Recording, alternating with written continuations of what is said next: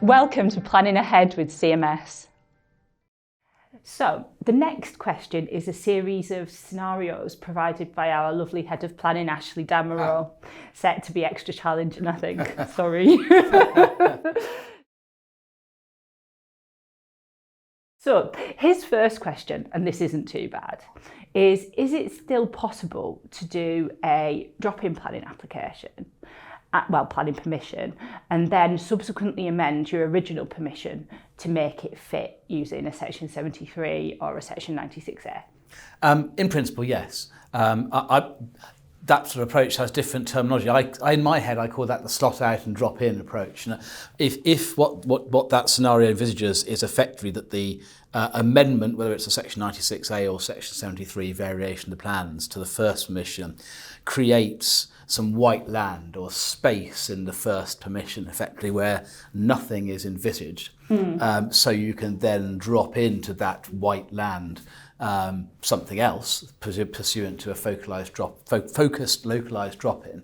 Yes, I think that would work still, because there would then be, following the changes to the first consent, there would be no physical impossibility of developing out that first consent as amended.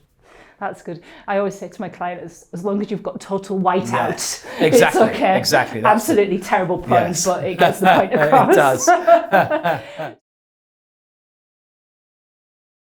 So the next scenario is, does the council have power to consider as part of the drop-in application the way that the drop-in scheme would fit into the master plan, including the cumulative effect of the master plan and the drop-in permission?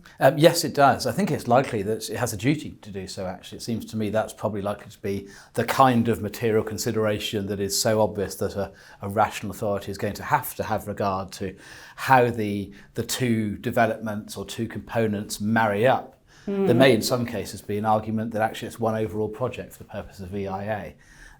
It may be that it's better to look at it as cumulative effects, but certainly it's important to make sure that you've got a convincing case that the two components can tie in together and that the cumulative effects of them are acceptable. The next one's getting a bit more technical. So we talked about the whiteout earlier and using 96A to make the drop-in fit in.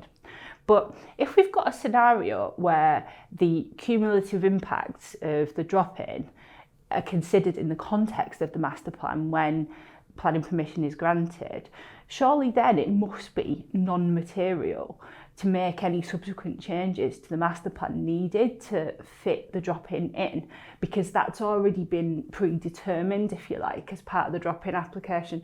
I said surely, and that was kind of leading you a bit. I'm not that sure. You tell me what you think. No, and I think that it goes back to something I said earlier. I think one of the bigger risks in this context is that material is a fairly subjective planning judgment, and there's likely to be little recourse if the local authority doesn't agree with your version of it, bearing in mind that in the NMA context the only remedy is judicial review, and the context of a Hilton type issue arising through some other court proceedings, then again it's likely that the court will defer to the local authority's discretionary planning judgment.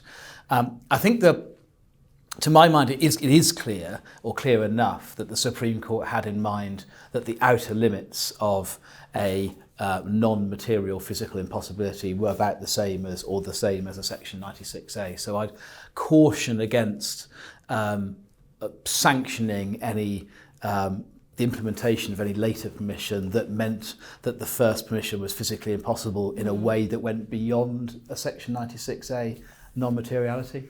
I see. So that's a bit different then to the materiality threshold being adjusted as a consequence of considering the drop-in application in the consequence of the whole scheme. That's right. I mean, I think one thing that Lord Sales, who gave the leading judgment, seemed to be quite persuaded by was the relatively limited way in which planning permissions could be, I'll use the word change to capture NMAs in Section 73 and 73A, the limited way in which they could be changed. And I think he saw an important function of the judgment as not to undercut or undermine that.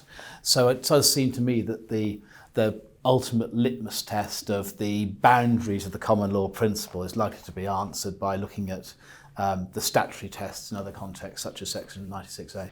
I guess this is one of the scenarios, though, where Hillside gets really interesting, because if you do have a willing planning authority where you've discussed this strategy with them in pre-app, where you're going to go with a full drop-in, discuss the thing as a whole, and then a Section 96A subsequently, whilst that might still be unlawful in theory, the enforcement risk there is going to be extremely low. Absolutely. Absolutely, because firstly, they may very well agree with you that something is not material, and then even if a different authority might have reached the opposite reasonable judgment, that's the end of the matter.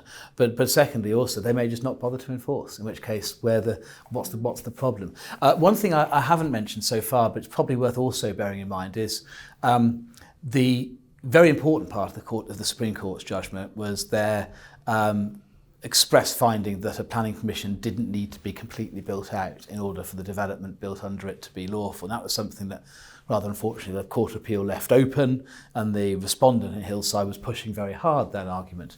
Now, that's important in the drop-in context, because it does mean that one option in some cases is to have a substantial, a material drop-in that would mean that in a material way the original permission can't be built out anymore, but you do it at the end after you've exhausted all you want to get out of the first permission. Then it doesn't really matter anymore whether you're able to rely upon the first permission, because you've got all you want from it. It's funny because that was my final scenario. Well, there we are. I've read your mind. But actually, I think that the idea that drop-ins can be delivered as the final phase of a phase development is quite a helpful way to think about it. But going back to what I said earlier and your comments about the enforcement risk, where you've got a sort of strategy that's agreed with the local planning authority, the issue that we often end up with there and our clients end up with is they end up with what they describe as unbankable planning permissions because they have difficulties persuading a lawyer who's acting for a financial institution or for a buyer that the risk is as low as they perceive it to be. Do you think that there's anything helpful we could get from the council as part of the application process that would help us make that argument that the enforcement risk is really low? I think you could, if you've got an authority that you and your clients have a strong relationship with, then plainly there are things they could say in, for example, the officer's report for the later permissions that could express an indication that the permissions are meant to work together and that it's not thought there's any material physical impossibility in relation to the earlier permission. You might even have a scenario where in the Section 106, for example, there's a 106 or a deed of variation to introduce planning obligations on the drop-in. You could have in the recitals a recognition by the parties that the two permissions meant to operate in conjunction. So there are things that can be done. Because the Reputech case in the House of Lords, they won't bind the local planning authority because there is no concept of legitimate expectation or estoppels in the planning context. But in reality, they're likely to be pretty powerful in the eyes of inspectors and the courts. I totally agree with you. We just need to get the banks on side. Indeed. Well, I mean, I gather from one person that the concept of a hillside insurance is already in existence. I rather feel that I should probably set up a new business offering that myself. I've personally been investigating Hillside before, and it's a very complex issue that requires lots of evidence to be supplied to the insurer. I'm sure that's right. Well, thank you for addressing those scenarios, Charlie. Thank you very much indeed. Thank you.